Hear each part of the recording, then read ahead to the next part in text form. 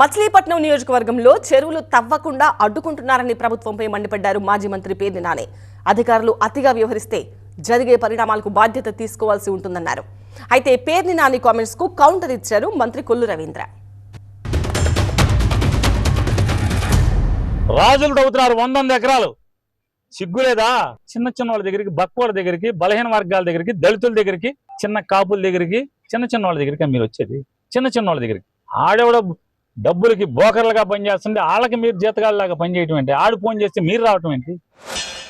ఎట్టి పరిస్థితుల్లో కూడా నువ్వు బ్లాక్మెయిల్ చేసి మళ్ళీ మీ వాళ్ళతో చెరువులు తవ్వించుకోవాలని ప్రయత్నం కోసం నువ్వు ప్రయత్నం చేస్తే, మొన్న మాట్లాడాడు వాడపాలెంలో చెరువులు చేసుకుంటామంటే తప్పే ఉందని మాట్లాడిన వ్యక్తి ఇవాళ వచ్చి చెరువులు తవ్వుతారని చెప్పి మాట్లాడుతున్నారు.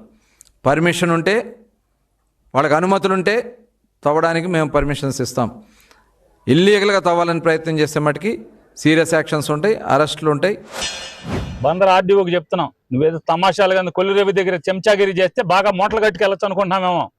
అయితే కొల్లు రవికి ఒక 20 లక్షలు 50 లక్షలు ఇచ్చి పోస్టింగ్ వేయించుకొచ్చావేమో.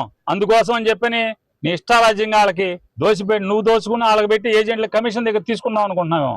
ఖచ్చితంగా నీ టైంలో మడ తవ్వారు ఇవాళ. దీనికి బాధ్యతను వహించాల్సి వస్తుంది, దాని పర్యవసానం ఎదుర్కోవాల్సి వస్తుంది. మేము చాలా ట్రాన్స్పరెంట్గా ఉన్నాం.